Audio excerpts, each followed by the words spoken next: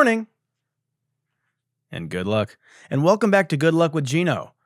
I'm your host, Gino the Ghost, and you're tuned in to episode 84 of the fastest growing podcast in the world. If you're listening on Apple Podcasts or Spotify, make sure you hit that like button, save it to your device, give it a raving review with a comment, and send it to a loved one or an arch nemesis. It's up to you. If you're watching on YouTube, which you should be, because it's the number one way to consume the Good Luck podcast, make sure you tickle that like button, smash the fuck out of that subscribe button, and grease up that algorithm by leaving a comment. And you're going to do that. You're going to grease up that algorithm because you're an oil man. This is my son, HW. And you're going to do that by, you're going to go ahead and leave a comment, yeah? I hope you guys enjoyed my intro there with a good morning, because I was doing a little bit of impersonation of the drones that are circling over New Jersey. That's right. We're going to talk about the drones that have been mysteriously spotted over the tri-state area. Reports of strange lights and unexplained drone activity over New Jersey have sparked a flurry of speculation and concern. Are high-tech government surveillance private experiments? Or is it something else entirely? Are we experiencing an alien invasion or an alien observation? These sightings have caught interest and attention of local government, federal agencies, including the FBI and the FAA, who are investigating the incidents. The presence of drones over critical infrastructure particularly raise security concerns.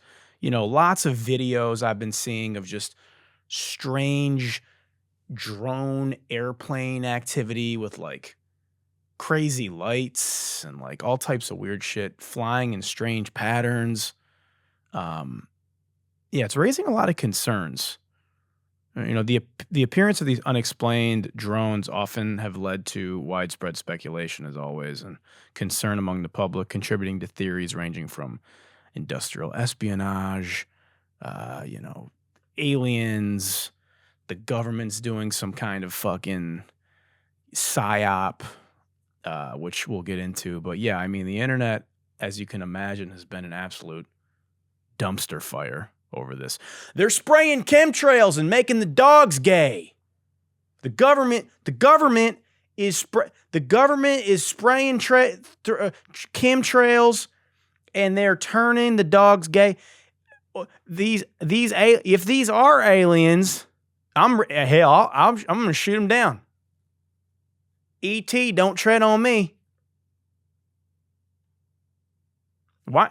And that's the funniest comment. Why aren't people shooting them down? I keep seeing all these videos. How come nobody shot them down? Hey, hell, alien flies over my property. I'm going to teach Gino a thing or two about the Second Amendment. Yeah, Kenneth? You're going to shoot down the alien aircraft with your hunting rifle? Yeah, you're going to use your buckshot to take them down. Or maybe it's a government drone. You're going to shoot down the government drone? You got an anti-aircraft gun in your fucking backyard? Yeah, good idea. Hey, that'll teach them. Yeah, that'll send them a message. Gonna get in fucking intergalactic warfare because, James in Boise, Idaho fucking decided to take matters into his own hands, And then, of course, as always is the case, whenever anything comes out with any alien type of adjacent conversation, Project Blue Beams. Oh, I know what this is. Project Blue. When are people going to wake up to Project Blue Beam? If you don't know what Project Blue Beam is, it's, the government basically creating a fake alien invasion to psyop us into creating more surveillance. Guys, I don't think the government needs to do $1 trillion experiment like this to see how gullible and controllable Americans are. I don't think we need to launch a mysterious fake drone sequence in the air when there's an overwhelming percentage of the American population that still thinks Ellen DeGeneres is a lizard. I don't. And another thing, I think that if Project Bluebeam was a real thing, I think the government missed their window. Because, like, we don't care anymore. You know, I mean, maybe 20 years ago or 30 years ago, if they faked an alien invasion, people would be in a panic. The news would be covered. It would be crazy, you know. But we're so desensitized on the internet and just so unimpressed that, like, we don't care, dude. What are you going to... Oh, no, the aliens are here. Dude, we're unbothered. You know? Everybody's just... I mean, look what's happening right now.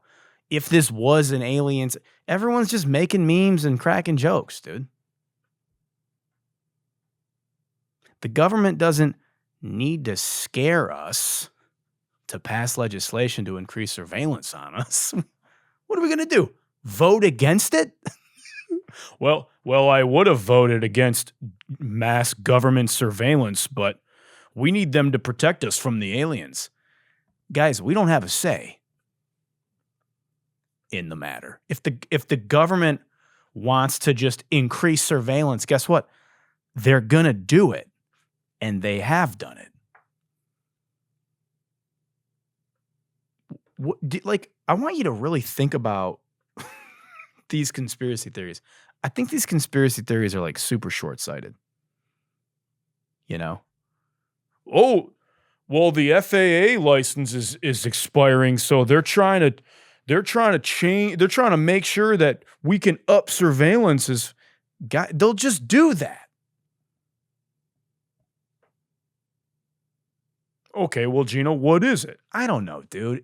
Either aliens or our government doing something or testing something just because they want to test it, you know? I don't think it's aliens, though, because, like, they have, like, navigation lights and flashing strobes in accordance with FAA laws. I doubt that the fucking aliens in space were like, well, if we're going to fly these drones over New Jersey, because, of course, they'd come to New Jersey, by the way, we do need to make sure that they're FAA compliant. Yeah, Glazabor, we can't be just flying these drones over the American airspace without them being FAA compliant. Yeah, well, that's a great point, Blobbles Beams, but, you know, what if we got to think about the safety of the American Airlines pilots?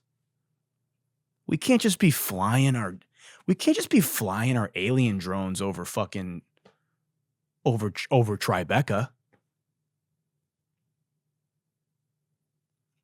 And what if we get shot down by Kenneth, the guy with the 2-acre ranch in upstate New York? Yeah, we got to think of him. We can't be flying over his property.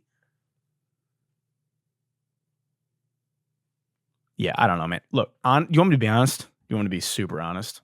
I don't care. I don't give a fuck, man. I don't care if they're aliens, if it's a government psyop.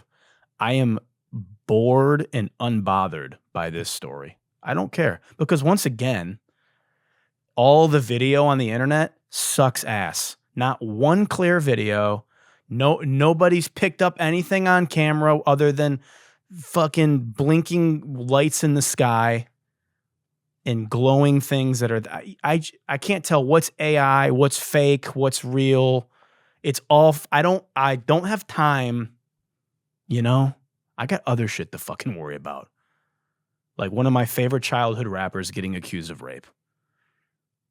That's what I'm worried about. That's what I'm concerned about. Yeah. Jay-Z. We're going to talk about Jay-Z. A woman recently filed charges against Jay-Z and P. Diddy, claiming she was sexually assaulted by the two at a VMA's after party over 20 years ago. Now, naturally, everyone turned to social media to victory lap. I knew Jay-Z was in on it. I knew Jay-Z and Beyonce were... I knew the evil Illuminati leader throwing up the rock. I knew he was in on it. Well, I stayed silent on the matter because I like to let the facts come out first, right? Well, turns out the woman who filed these charges has autism and hired Tony Busby, who is an ambulance chasing attorney. And there were a lot of inconsistencies in her account. First, she claims her father picked her up after the assault, dropped her off at the venue, which her own father denies ever happened. He also says their home is 5 hours away from where this happened. So that's a thing. Then she claims she spoke with Benji Madden at the party that night, but that couldn't be possible because he was on tour in the Midwest at the time, and he wasn't there. And she claims the assault took place at an after party at Mr. Combs' home, but photos that night show that Diddy and Jay-Z were both at Lotus nightclub for a big music industry after party. So all this came out days after the lawsuit was launched and Jay-Z was dragged in the mud as a rapist. She then admitted, I have made some mistakes, and I may have made a mistake in identifying when pressed. The plaintiff admitted she was guessing about key details, and she admits she has no single corroborating witness over the last 24 years. So that doesn't sound great for the accusatory party. Jay-Z filed a motion to get the case thrown out and dropped a scathing letter on social media. And once this case gets thrown out, he then plans on going after the attorney that filed this case without doing proper diligence. And not only did he not do proper diligence, he went right to the press and raised a whole ruckus about it. So, if everyone's on the internet like, Jay-Z's never responded this quick. I can't, the way Jay-Z's reacting and putting out a statement like that shows he's probably guilty. It's like, what do you want him to do? Guilty or not, like, if you get accused of something crazy, you should deny it if you didn't do it. And like, again, I'm trying to put myself in the shoes of somebody who like didn't do something crazy like that and is accused of something crazy like that. I would come out like vehemently angry about it and do what he did, which is like go on the offensive.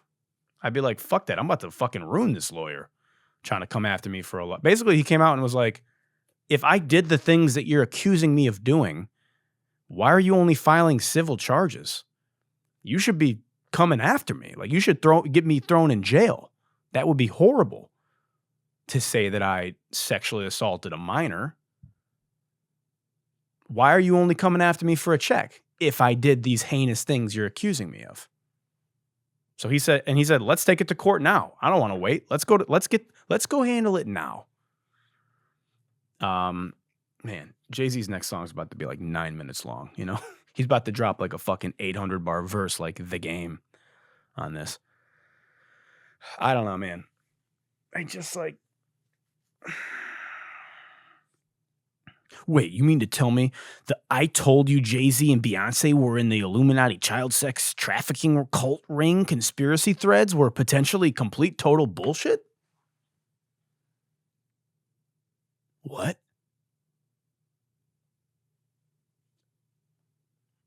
I don't know. Look, I don't know if it's true or not.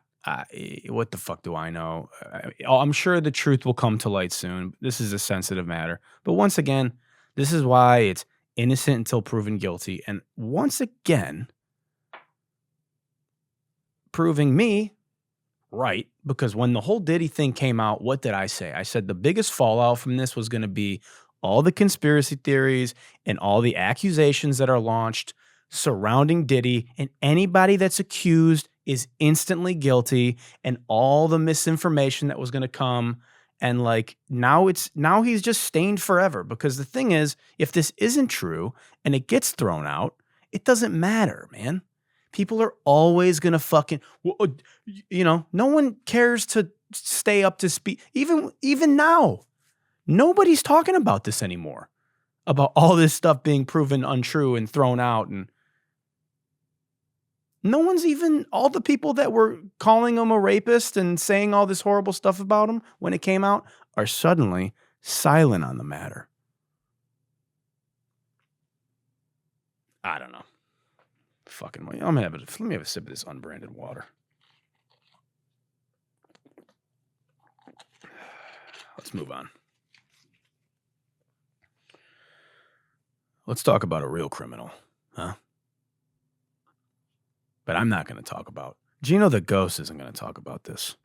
We're going to turn it over to Gino Borri, host of GNN, to talk about the killing by Luigi Mangione.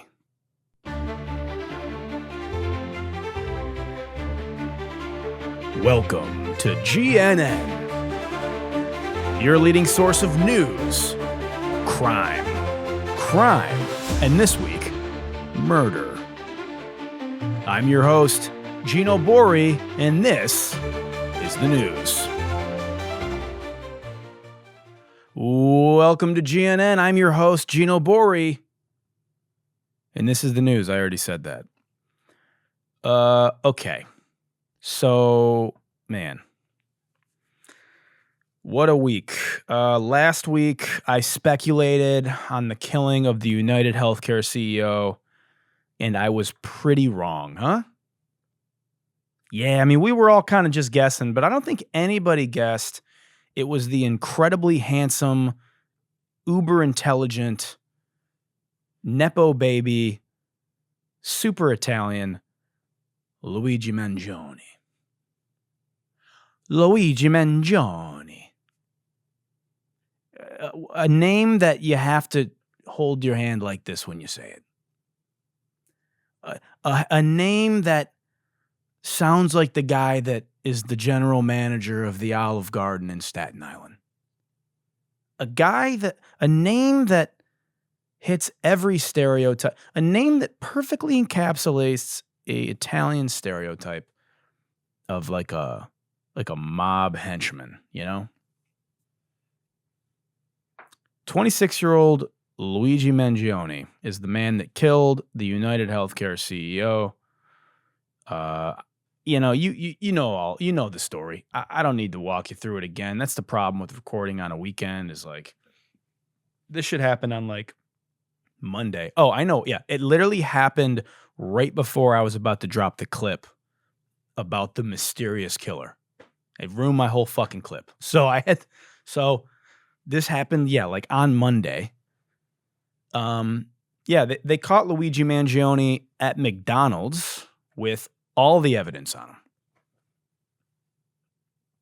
Bro was just at McDonald's with a typed out manifesto, the murder weapon, you know? And some employee at McDonald's apparently ratted. I didn't know McDonald's had a rat problem. Well, can't eat at McDonald's anymore. It's infested with rats. Kitchen's full of rats, huh? At McDonald's. Where's the person that ID'd him? You know, this is what's so funny about this. I made a whole joke like, who the fuck would rat on this killer for $10,000? Turns out a McDonald's employee would because they need the money, I guess. I don't know. I'm not going to dunk on the working class, but like how ironic that somebody who was trying to send a message on behalf of the working class got turned in by the working class, you know? But yeah, where's the person who ID'd him? No public appearances?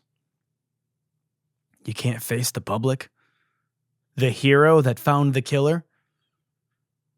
My guess is one of two things. Well, they're saying that the guy won't actually even make the money. He won't even get the reward because he called 911 and not the FBI tip line. I mean, you know. Oh, you didn't read the fine print on the wanted? Yeah, you got to call you called 911. No, you have to call 1-8. I mean, what even is the FBI number? Like, you know what I mean? Like, imagine you see the killer and you're like, oh my God, I got to quick. He's here. I got to call. and you call the wrong number, FBI tip line number. What's the FBI tip line number? What's the rat phone number? Oh, 1-800-CALL-FBI. Ah, you called 911 and not 1-800-CALL-FBI? Oh, that's too bad. Yeah, we actually can't pay you out, but yeah, I don't know. I bet nobody, this is my fucking conspiracy theory. I bet nobody actually ID'd him. And the government probably just found him using illegal surveillance or AI facial recognition or something. And so there's like, yeah, the cashier at McDonald's saw a guy with a mask on and was like, well, this has to be the killer. It was in like Pennsylvania too. Yeah, this had to be the killer from New York. I just found this.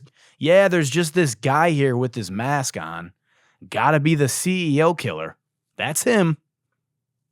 Yeah, 911. There's a white guy eating a Big Mac here in the corner, and he has a mask on. I think he might be the guy that murdered the CEO in New York. If you want to send some units over here. Okay, so comes out that it's Luigi Mangione. Turns out that Luigi's family's immense wealth was created through healthcare insurers. A woman named Tiffany Cianci, I'm not going to take credit for this, discovered that the Mangione family owns Lorien nursing homes, which are retirement homes with dozens of cases of elder abuse. And he used to apparently volunteer there. So, many suspected this was personal to him because of his back injury. He apparently had like a horrible back injury. But I wonder if it had something to do with this. Was this some form of rebellion against his family and his family's wealth and the way that they got that wealth? Also, Luigi Mangione's lawyer is married to P. Diddy's lawyer. So conspiracy theorists are going to have a fucking field day with that one. Oof. Yeah, he apparently had some really fucked up back injury and then went to like Hawaii and like did ayahuasca. I think ayahuasca could have something to do with this. A lot of people get fucking one-shotted by ayahuasca, man. They go doing ayahuasca to like seek enlightenment and they get fucking smoked. And they just turn into like vigilante killers, trying to like, I don't know. So social media has turned Luigi Mangione into a hero. And I like to ask the question because I like to look at society as what a melting pot of just, I like to observe. And what I'm trying to take from this is Luigi Mangione a tragic hero? Why are people making him a martyr? Per some of Luigi's old social media posts and readings, it can be concluded that he's likely utilitarian, which is a philosophy that believes in actions that produce the greatest good for the greatest amount of people, no matter the consequence. Now, do I think you should murder somebody whose actions of greed result in millions of Americans being denied care and probably dying? No. But I don't think we should cry over it. Yeah, I feel bad for his family. Okay,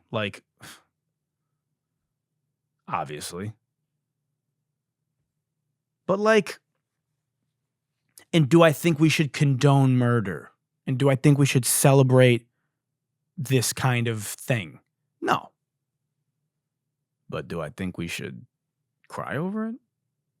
This guy who helped, launch an AI algorithm to deny over 50% of people's insurance claims. That not only did that, but that wasn't enough. He also had to do insider trading to front run a SEC case against this company and unloaded like $20 million in shares.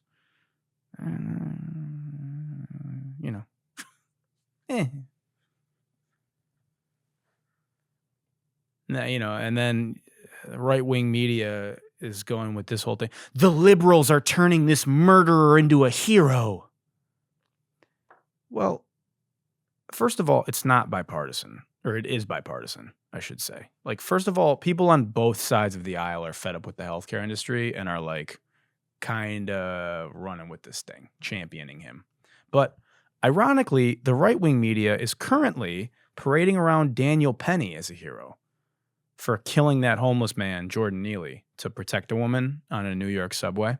Now, I'm not saying that either is right, but could it not be argued that Luigi was doing what he felt would potentially protect millions of Americans by sending a systemic shockwave across the predatory healthcare industry? In the same way that, the right-wing media is saying that Daniel Penny is a hero because even though he killed somebody when he didn't have to, he thought he was doing what was right to protect a woman on the subway. Could it not be argued that Luigi in his head was doing what he felt would potentially protect millions of Americans?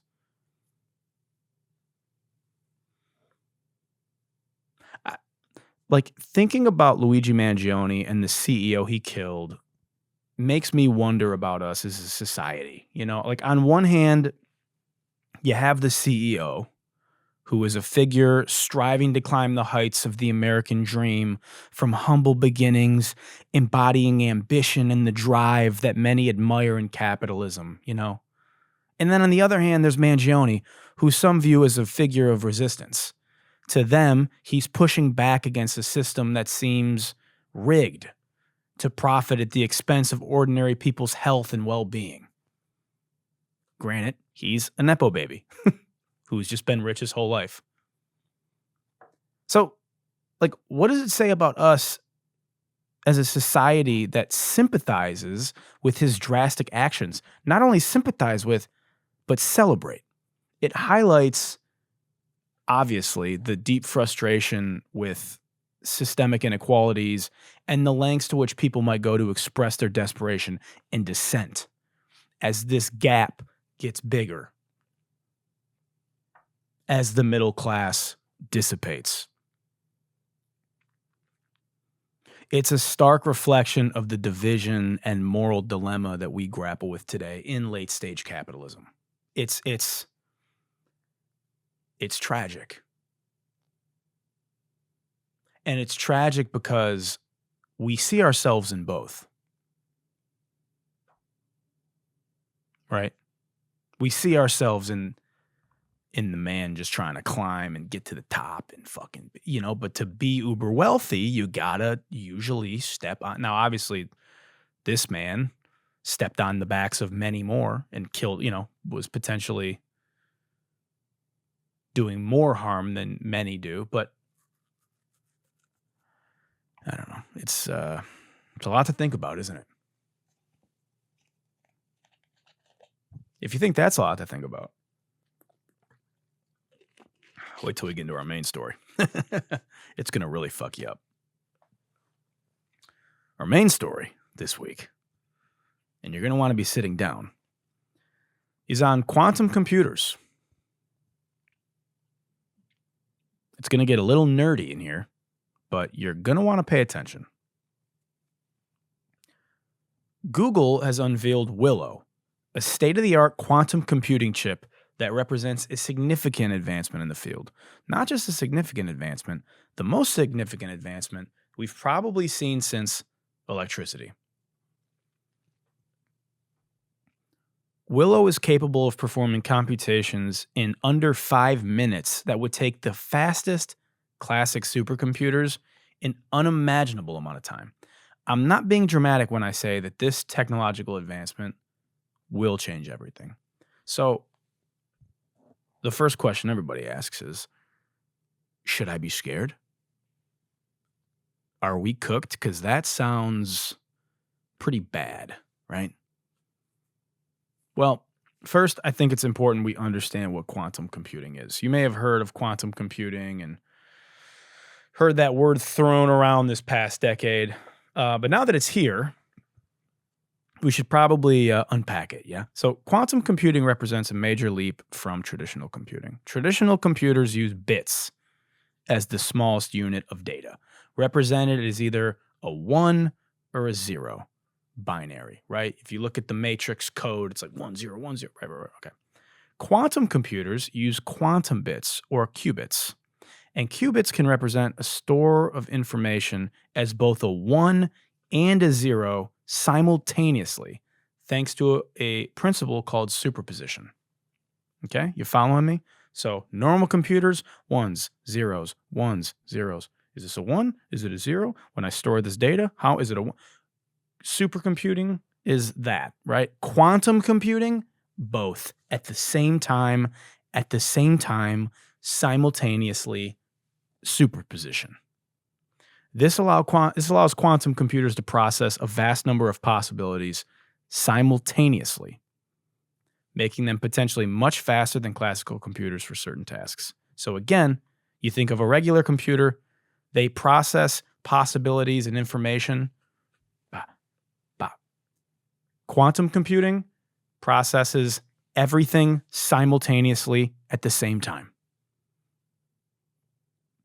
So Willow will be able to outperform supercomputers by 10 septillion years. That's right. 10 septillion years, which is more years than the universe has existed. Just so you understand what I just said to you. Quantum computing can solve an equation 10 septillion years faster than a supercomputer. Quantum computing can solve an equation in 5 minutes that would take a supercomputer the entire time that the universe has existed to complete. You got me? You understand what I just said? This insane fact and speed that quantum computing can process these equations in has led many to believe that this is proof that the multiverse exists, because 10 septillion years is longer than our universe has existed. So the idea that quantum computing could provide evidence of multiple universes comes from the way these machines handle superpositions and probabilities. In theory, the ability of a qubit to exist in multiple states at once could be seen as a reflection of a multiverse where different states occur in different universes simultaneously. Yeah. And by demonstrating the ability to process and simulate complex multiple outcomes simultaneously, Google's quantum chip offers a physical model that supports theories suggesting multiple outcomes occurring in a parallel universe. Rick and Morty was right. I mean, we went from Ask Jeeves to Ask Google to Ask Dr. Strange.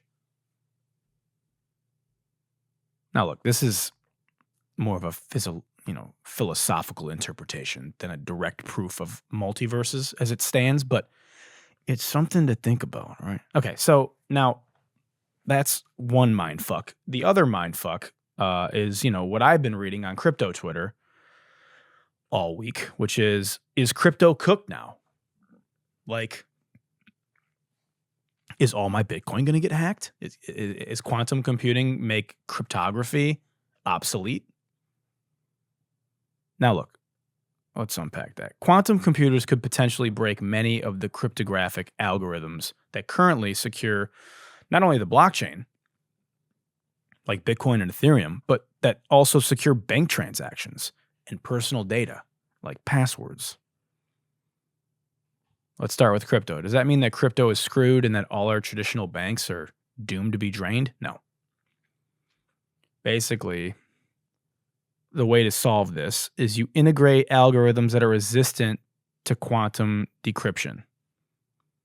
These are going to be some big nerdy words, but just trust me. You create lattice-based, hash-based multivariate, and code-based cryptographic algorithms that safeguard transactions and wallet security from quantum attacks. Agencies like the NIST, which is a government agency, are working on developing and standardizing quantum-resistant algorithms to secure data against the potential threat of quantum computers and people using quantum computers for malicious acts, right? Basically, quantum encryption just needs to come before quantum decryption. Does that make sense? And I'm sure as Google is working on this technology, and there are people that are working against, because they also don't want this shit to run wild and completely destroy everything. I mean, just you got to think, like, as technology advances. As scammers, as technology gets better, scammers get better, and we get better at protecting against scammers and protecting against technology. We put up new safeguards.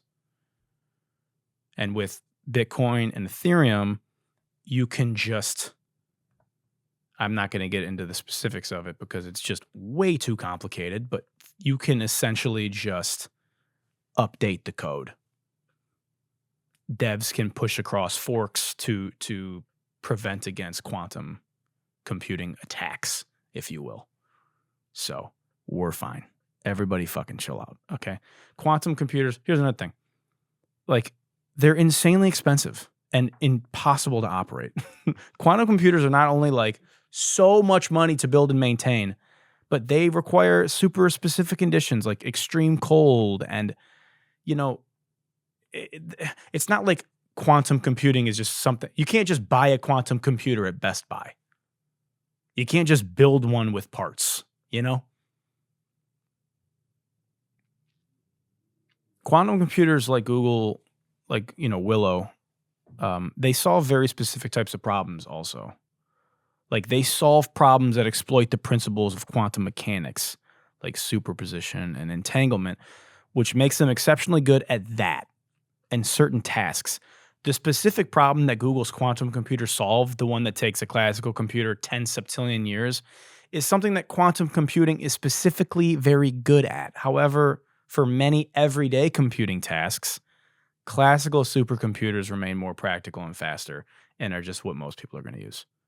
Quantum computers are not universally superior. You know what I mean? They excel in like certain particular areas of optimization and factorizing large numbers, which is just not very practical or common. So TLDR, to wrap it all up here, don't worry your sweet little heart about it.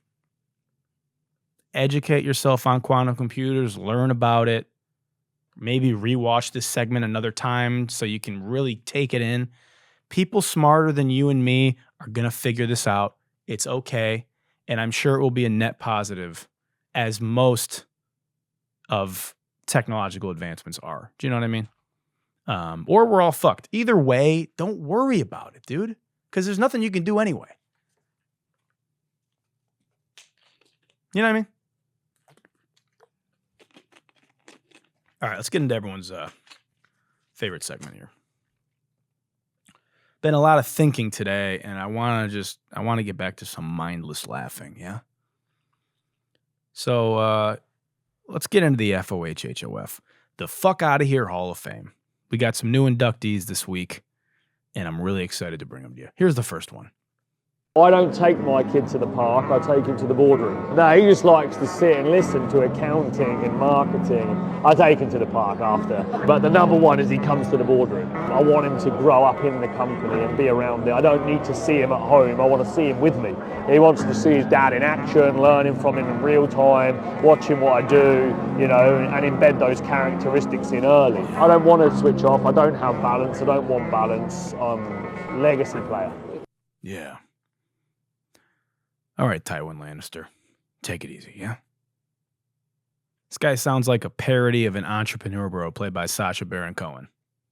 Well, I don't take my kid to the park. Well, I take him to the boardroom. He sounds like Jason Statham cosplaying as an important businessman, Well, I don't take my kid to the park. Well, I take him to the boardroom so he can spectate me. Marketing and accounting. Market. Or I don't take my kid to school. Or I don't drop my kid off at school in a minivan. Or I take him to the boardroom. Every day is take your kid to work day with this guy, you know? Let's turn that Play-Doh into real dough so you can start to earn some Play-Doh. You know what I mean? Let's get you some money to play around with, son. Instead of boarding school, send your kid to boardroom school. Well, I take my kid to the boardroom. This dude's never been in a boardroom in his life, by the way. Pyramid schemes don't have boardrooms. You're not fooling me. You took him to the MLM boardroom, huh? Yeah, I don't know. Maybe Lincoln Bio LLC has a virtual boardroom on Zoom that he can take him to, but I don't think this guy's ever been in a fucking boardroom, you know? I take my kid to the boardroom. Stevie, did you turn in your earnings report today? What is this fucking Succession UK? You know? Hey, who needs a babysitter when you have a secretary? He's just cutting costs. Making your kid fucking sit in the office all day, you know? Bro is the work-life balance of a snake walking on a tightrope. Instead of building blocks, my son is building stocks. He's learning to build a portfolio. He's stacking rental properties. I told my son, if you can have 10 tree houses before 30, I'm sorry. If you can have 10 flats before 13. Or I told my son, if you can have 10 flats before 13, you can have generational wealth. That's what I told my son. I held my son out of pre-K so he could hit his KPIs. Absolute bellend speaking utter bullocks, this guy. What a buffoon, huh? The only man that could take his kid to work that I appreciate was Daniel Plainview, you know? And this is my son and partner, HW. I'm an oil man, and this is my boy, HW. He's my partner. I took my son to work at the oil field and taught him the way of the business. I'm an oil man. This is my son, HW. Okay. It was a layup. I had to do it, you know? All right, next video. One thing I will not do is listen to like sad music. People who listen to sad music all the time, it just makes you freaking broke. It basically programs you to be emotional, sad, weak. I just can't have that shit. Like if I'm listening to music, especially anytime around the time I'm gonna be putting in some work, it's gotta be like some high frequency, upbeat music that's gonna inspire me. Because I remember a couple years ago, I used to be super depressed, but all I would listen to is like negative, emo, sad music. And then when I started listening to like upbeat, positive shit, empowering stuff, empowering words and lyrics, like, dude, I fucking started making way more money. That probably doubled or tripled my income. That's because I was in a more fired up state, kind of changed my thinking patterns a little bit. I always tell people, dude, like if you're listening to freaking sad music all the time, that's probably one of the reasons you're broke. Freak yeah, dude. You know, when I stopped listening to Juice WRLD and started listening to Imagine Dragons, I sold 5x the amount of Kia Optimas. This is actually true. The Enron CEO used to only listen to blues. B.B. King nearly toppled the entire economy. Yeah, he had that. He used to put on that Amy Winehouse. Completely toppled a Fortune 500 company. This guy, you know. This is Andy Elliott's lackey. This guy. He's like number one in the Elliott Academy. Never trust someone that says freaking every sentence, you know?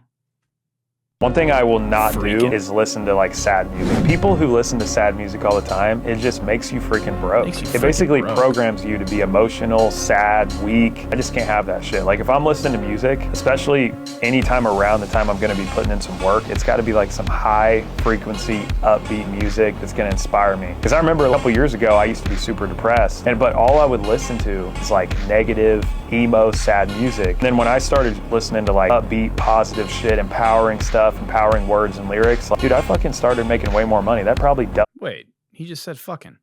You can't say freaking and fucking. Make up your freaking mind, dude. You can't say. Wait, are you trying to avoid swear words, or are you freaking? Bro listens to "I'm Not Afraid" by Eminem on repeat for sure. I'm not afraid to stay. Only drums he listens to are like the fucking military drum, you know, with that fucking military haircut that he's got. I stopped listening. You know, let me tell you something. I stopped writing sad songs and my royalties 10x'd. Once I started writing freaking uplifting freaking music, I doubled my Grammys, dude. Listening to that fucking emo music, man. Yeah, you know why you're poor? Because you listen to so much. You're poor because you listen to Cute without the E. Your lipstick is calling. You know, how's that song go again? Yeah. Or your lipstick is collar. Your lipstick is collar. Don't bother, Angel. I know exactly what goes on. You know. What a fucking smash, dude. Sorry. Don't listen to that music. I think he could rotate some uplifting, motivational emo into his playlist to maximize gains. To really maximize those gains, you know? Where are you? And I'm so sorry. I cannot sell 100 cars tonight. I need somebody and always.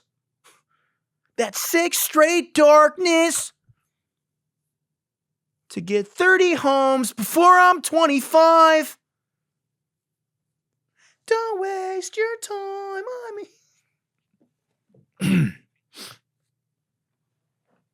That's a good joke. That's a good joke. Right, you know, rap music indoctrinates the youth and sexualization and violence. Emo music is turning everyone into broke betas. And that's why Sigmas get up, stand up, hit your KPIs. Get up, stand up. All right. Last video. A quick sip of this unbranded water, and we're gonna get into it. This video comes from the sports world.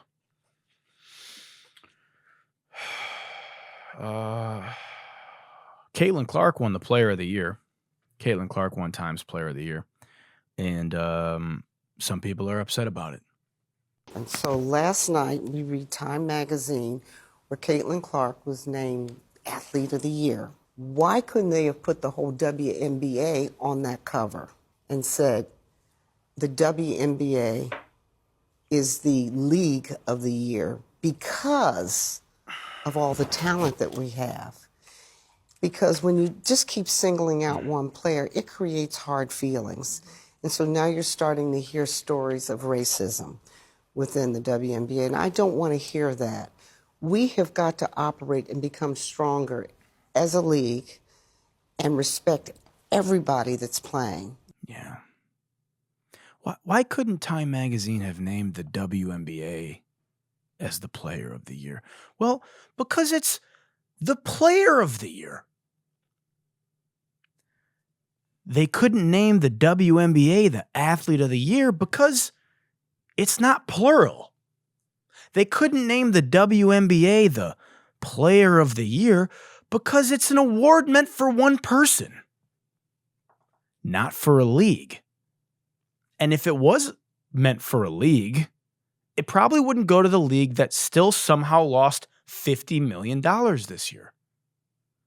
It probably wouldn't go for the league that finally has a fucking star that is attracting the masses that everybody's excited about because she's exciting and she's a baller and she fucking breaks people and hits fadeaway threes and from the logo. It probably wouldn't celebrate that league. How is this a real... By the way, this isn't just some random woman. This is the owner of the Mystics, which I know you don't know this is a WNBA team. And so last night we read Time magazine where Caitlyn Clark was named Athlete of the Year. Yeah. Why couldn't they have put the whole WNBA on that cover? Because it's the Athlete of the Year.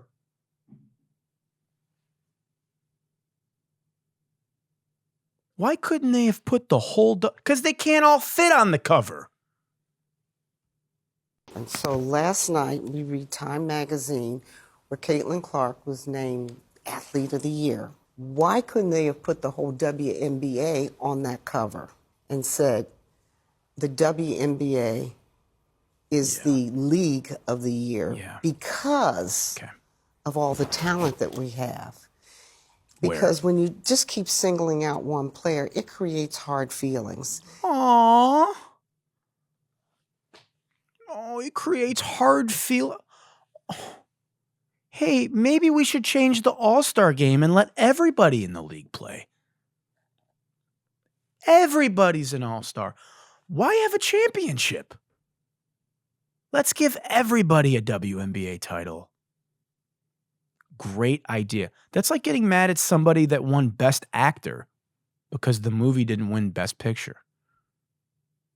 What a stupid fucking point that. What a stupid fucking idea. Hey, what a dumb fucking idea. Just because he had the Song of the Year doesn't mean the album was any good. Why do women hate each other so much?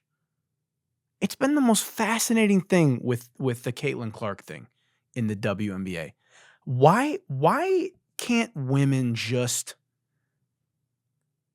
be excited that they have that everybody gives a fuck all of a sudden now about the WNBA?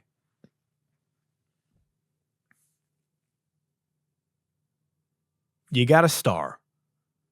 Shouldn't you be celebrating her? Instead, they're tearing her down every fucking corner.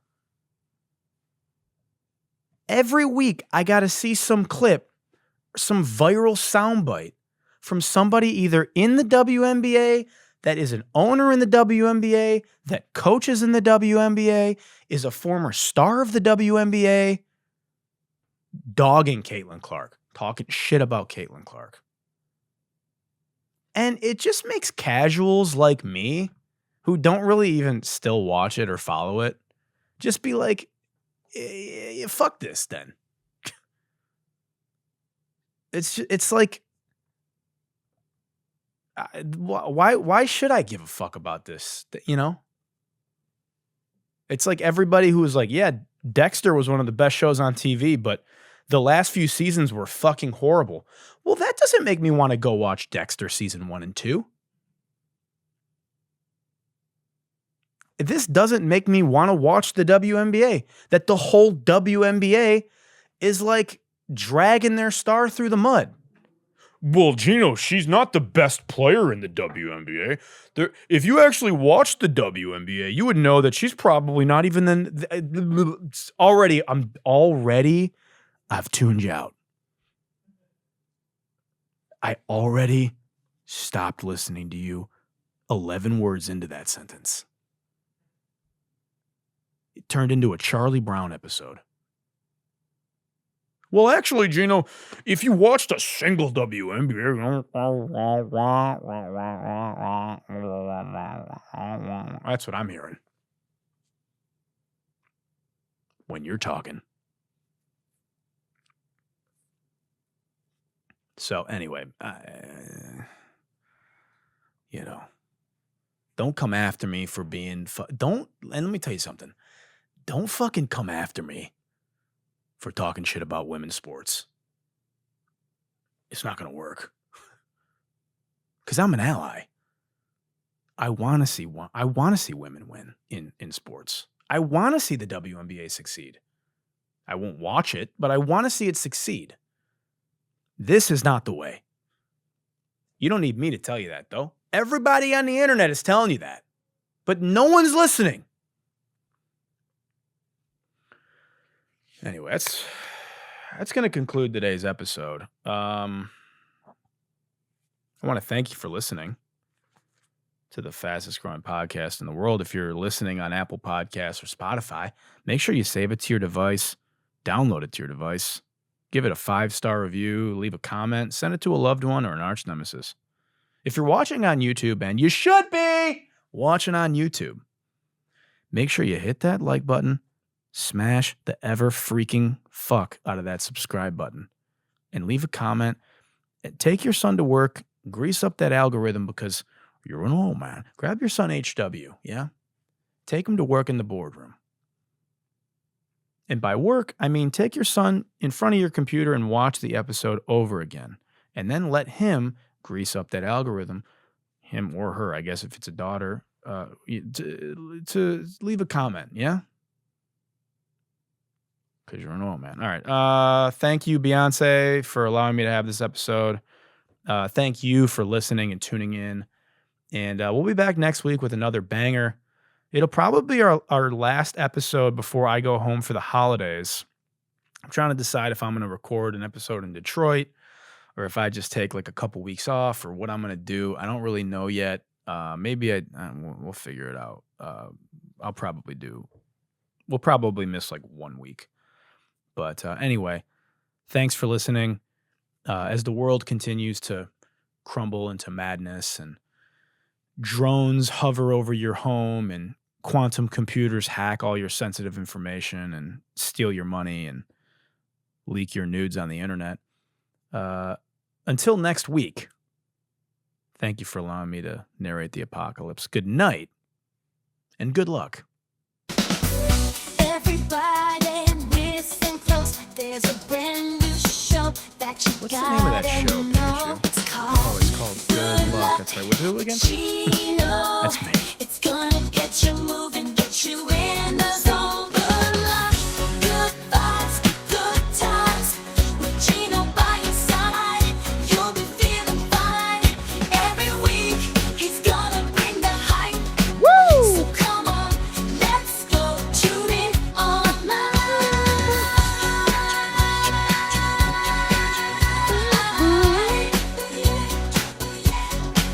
Good luck, good vibes, good times.